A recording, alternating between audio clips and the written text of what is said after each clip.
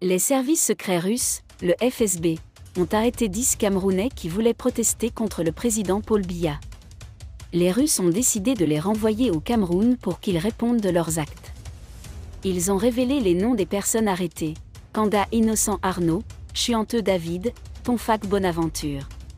Désolé de vous interrompre, ce rapport peut contenir des commentaires soumis au choix de l'auteur. S'il vous plaît, si vous êtes nouveau sur cette chaîne, veuillez vous abonner et activer la cloche de notification. De cette façon, vous serez averti lorsque nous publierons de nouveaux rapports sur cette même chaîne. Merci.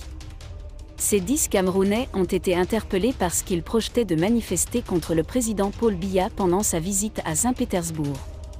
Le gouvernement russe a agi ainsi pour maintenir l'ordre public et éviter tout problème diplomatique potentiel entre la Russie et le Cameroun.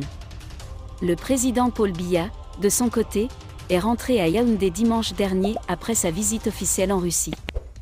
Son voyage visait à consolider les relations bilatérales entre les deux pays et à chercher de nouvelles possibilités de coopération.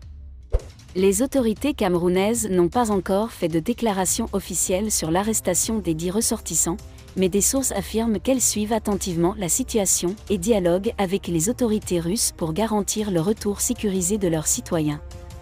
Les services de sécurité contrôlent souvent les manifestations politiques dans de nombreux pays, et leur organisation dans un pays étranger peut avoir des conséquences légales importantes. Les voyageurs sont souvent informés des règles strictes qui encadrent les manifestations politiques dans les pays étrangers, et toute infraction à ces règles peut avoir des conséquences juridiques graves. En attendant plus d'informations des autorités compétentes, la situation est délicate pour les 10 Camerounais actuellement en détention en Russie. Les familles et les proches des personnes arrêtées attendent avec angoisse leur rapatriement et espèrent une issue favorable à cette affaire. Merci d'être resté avec nous jusqu'à ce point. Comme toujours pour promouvoir la liberté d'expression, laissez vos opinions à ce reportage dans la section commentaires ci-dessous. Si vous avez aimé cette vidéo, merci de liker, partager, commenter et surtout vous abonner à la chaîne. Et on se retrouve très vite pour une prochaine vidéo.